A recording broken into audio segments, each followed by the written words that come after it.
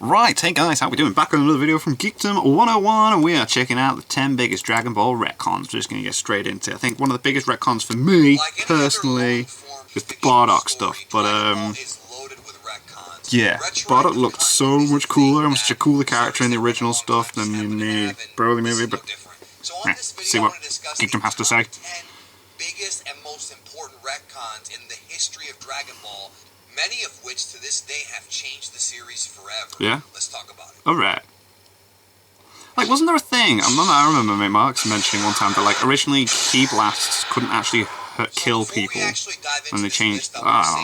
First of all, you need to be aware of what a retcon is, because a lot of folks get this confused with a plot hole. A retcon is not a plot hole, although sometimes it can certainly create a plot hole. Okay. Retroactive continuity is the author essentially taking an idea, a concept, or a backstory, or some form of statement, and changing it later on to fit a different narrative, or to create a new narrative that was not originally planned. Okay. Because Toriyama was a discovery writer, I went over this in the video. Does it as he goes on. Toriyama, he didn't really plan things out. So yeah. Dragon Ball has tons of retcons. You can tell with Dragon Ball it's made up as it goes along. Pretty damn brilliant. Some are pretty damn worthless and damn. Dumb. So we're going to go into the top 10 most important ones right now, and of course, feel free to write your own list down in the comments below of retcons you think I may have missed, or ones that you think maybe are in a different order than mine. So okay, let's get right into it. Number 10 on our list is the origin of Majin Buu. Oh, okay. In the original 42 volumes of the manga, the story of Majin Buu was vastly different than what Toriyama would later on say. It was explained to us that Majin Buu was created by Madoshi Bibidi, who was the father of Babidi, which ironically enough was a retcon in itself, because later on Toriyama would say that Babidi was a reincarnation of Bibidi, which was not anywhere in the original manga, nowhere until a more recent interview. But the biggest sort of retcon was the origin of Buu, because Toriyama would explain that Majin Buu was not created by Bibidi. Instead, he was conjured by Bibidi as a warlock, and that Majin Buu existed since time immemorial, otherwise known as the beginning of time, as basically like a purely evil entity that had always been there until Bibidi conjured him up. Again, that's a retcon. That's not the original story in the original manga, and it's up to you to decide whether or not you like that change or not. Now, number 9 is an interesting one, because it could have some different explanations based on the time frame, but Super Saiyan 3, clearly during the battle with Goku versus Vegeta, Goku did not use Super Saiyan 3. Did not use it at all, no. Think, well, why didn't Goku just use it to knock him out and finish the fight, knowing that Majin Buu was about to get hatched? Well, it's because at that time Toriyama had not thought up Super Saiyan 3. Yeah, that's funny. We do have notes from Toriyama where he was coming up with a new Super Saiyan form beyond 2 that he was going to introduce into the series. Kind of ruins the whole thing as well, doesn't it? Where it's like Vegeta's like, "Oh, you were stronger than me the whole time." Didn't act right. It seems to be that shortly after this is when he kind of had to think up the new form, because he knew he would have Goku fight Majin Buu. And he's like, "How do I do that?" Super Saiyan 2 Vegeta failed to defeat him, and he needed a new transformation so that it made sense that Goku was able to go toe-to-toe. Yeah, but then it's like, he should have just done that against Vegeta. It's like, oh, never mind. From his home. So we have these notes of Toriyama's original designs for Super Saiyan 3, but clearly based on not just the time frame of the manga, but also what Goku said himself, how he told Piccolo that he fought Majin Vegeta at his max power. That was obviously a lie, or what it really was is a retcon, because Toriyama is a discovery writer. So there you go. It's brilliant. Number 8 is one that is really the tingly backs, and that is the tingly back Super Saiyan transformation. Now, this is so dumb. Everyone raged. People just did not accept, even though I like, showed why? Actual evidence and spoke to a real martial artist about where the idea behind the tingly back came from. But come on. I will, of course, link that video down below. But this sort of explanation for Super Saiyan is, you know, it's based on an ancient martial arts philosophy. It's just like, it's not one we got at all. This isn't how we were explained to it. Or anybody else. The tingly back thing that Kaba explains to Caulifla and Kale was never discussed until that episode when Kaba explained it. Now understand, this was in Dragon Ball Super, and because we don't have access to Toriyama's manuscripts, this idea may have come from Toei Animation, because remember, Toriyama very loosely worked on Super, and the character of Kale wasn't even his idea. Didn't even come up with it, that character.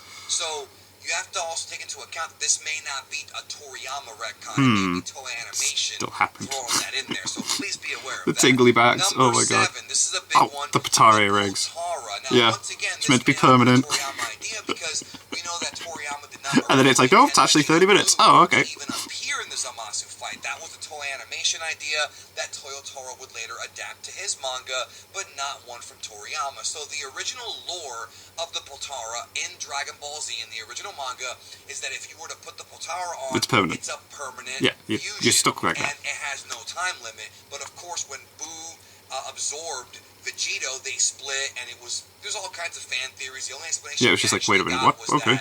Goku felt like the atmosphere is what defused them. But Dragon Ball Super changed all of that, and honestly, it's sort of a polarizing opinion. Some folks love it, some folks hate it. I kind of didn't. I thought it was a very cop-out kind of thing to do. They want to see Vegito, but they need to have Goku and Vegeta back, so... The old Kai fusing with the witch blasted because he is a god, even though she may not be. Neither Goku nor Vegeta, although they have god forms, they're not actually they made it that gods, mortals have a time limit, yeah. Fusion, which of course does run out if you use too much power, because they always use that to get out of fusion. So that is we're too powerful for this form. Dragon Ball Super introduced. Number 6, Future Trunks' hair. What was that about? This. The reality is that the hair color of Future Trunks has changed numerous times throughout the years, even in the original manga. It could be gray, it could be blue, it could be purple, and in some cases it's even red. So that's just how the hair looks, and Dragon Ball Super really warped everyone's mind with this new hairstyle. Like blue? What's going on? Of course, I did a whole video didn't bother me too much. Just straight away I was just like, oh, what? It's just weird seeing the Funko Pops all like that. It's just the blue one. Number 5, the origin of the Scouters. So in the original sort of 90s era of Dragon Ball, the original run of Dragon Ball, we were told the Scouters were created by Sifurian technology, aka the Tuffles in the English dub, and that the Saiyans adopted them from the Tuffles after they took over the planet. They took their tech, so to speak. And that was actually established in the guidebooks and in various different sources for many, many years. However, in 2018, that all changed. During the promotion for Dragon Ball Super Broly, the official Dragon Ball movie website listed Kikono as being the brilliant scientist who served since King Cold's time as being the creator of the Scouters, the armor, and the spaceships that he made, which totally contradicts what Toriyama said in the past, but like Herm said, that's business as usual. Now with number 4, this one's debatable, and I'm not going to get into a debate, but it is a retcon, and that is of course the story of the legendary Super Saiyan, which in a way is kind of a bargain sale. You know, the original story that Vegeta told about this legendary Super Saiyan was that he couldn't control his own power, he only comes along every, thousands of years and things like that. You know this story, but that was later on changed because there's like 7 different possibilities about who could be the legendary Super Saiyan. It could be Yamoshi, it could be Broly, it could be Goku, in fact, in GT, being the first one to really tap into that power. Oh yeah, the yellow. Since, someone the golden else, Zoro. Before him. There's so many different versions. In fact, even Bardock, based on an episode of Bardock, has been considered potentially the first legendary Super Saiyan. I won't go into details in this video, but this is one that's just been changed so many times throughout the years that we may never know the truth. And if we do, it might change. So that's one of the biggest retcons in the series, but it doesn't really affect the story that much. No. It's still one that needs to be on this list because it's confused tons of people. Number 3, the Super Dragon Ball. So in the original story of Dragon Ball, in the original manga, we know that the Namekians created the Dragon Balls. And that Kami and Piccolo were once one being, the son of Katatsu, who came to Earth after Namek had some kind of climactic, some kind of cataclysm, and he created the Dragon Balls based on his memories of being a Namekian because that was the origin of the balls. Right, okay, cool. That's not what we were originally told. In the original Dragon Ball anime, Roshi tells this weird origin story where the Dragon Balls were originally one giant ball, and they slowly became 7 small ones, and that's completely false. Oh, wow, okay. I didn't know that. Toriyama had not yet come up with the story of Kami. He really did make so much stuff up as he went on, did he, man? It's crazy. They had come up with that. Then later on he introduced Kami, but then it was God, then it was the Namekians, and then it changed yet again in Dragon Ball Super. I believe episode 33, we found out that the Namekians had actually shaved pieces of the Super Dragon Balls made by the mysterious being known as Zalama or Zarama, and used that. It's so weird. Like, come on, stick to what you wrote. Consistent change throughout the years, and that's just the way it is. That's number 3. That's business as usual. Number 2. Bardock. Bardock and the Saiyans. Yeah. Now, I already discussed episode of Bardock, and I've discussed how Bardock's fate has like 4 different ways of telling the story.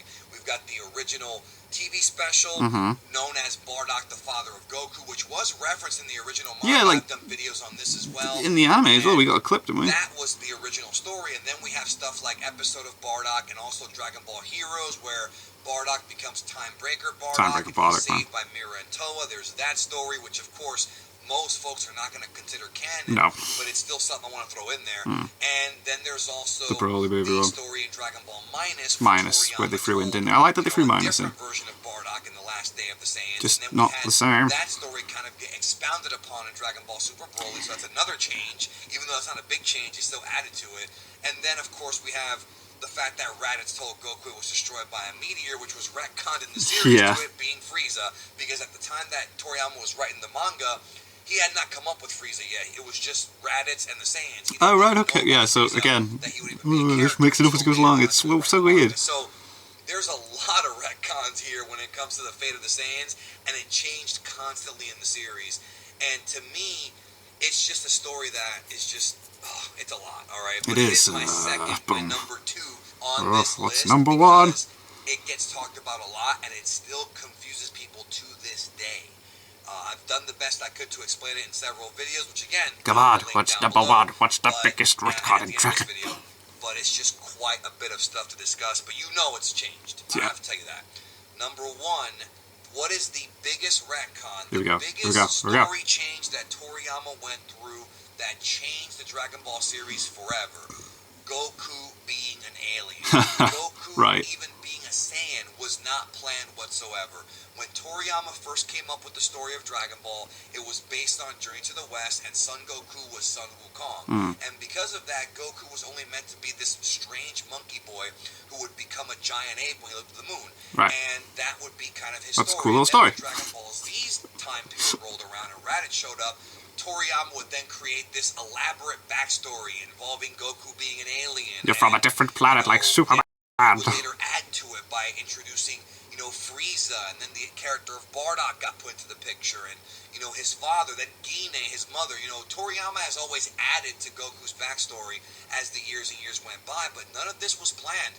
None of it. In fact, you could even make an argument that originally Grandpa Gohan probably was Goku's intended biological grandfather. And Toriyama himself admits this. This is not up for debate. In Daizenshu 4 from 1995, Toriyama writes, and I quote, "When I thought up Goku's tail and the Great Ape, I did not think Goku was an alien or anything, Piccolo either, because I thought that up when Kami came out." So Toriyama would not have even guessed that Goku was an alien until around the Piccolo arc. And there were some teases, of course, throughout the series. There have been little teases here and there, subtle ones, but the clear answer is that Toriyama never intended Goku to be an alien, and it wasn't until around the Piccolo arc that he decided, okay, let's change it up. Backstory. And he did, and he would go on to change it because that's what he does, and that's what retcons are. But it's the most important retcon because Goku being an alien, a Saiyan, would introduce so much more. Yeah,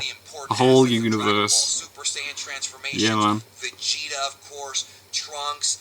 All these things that made up Dragon Ball that so many fans love were all rooted in the fact that Goku was originally not from this Earth. Yeah. So to me, that is the most. Can you imagine if they stuck with it? Please let me know your list. It's mad, isn't it? If you hadn't have changed stuff, what would Dragon Ball be? I've only put the top 10. There's lots of retcons in Dragon Ball. Crazy. And I thank you for watching. Hope you have a great day. And remember to check out these videos as well.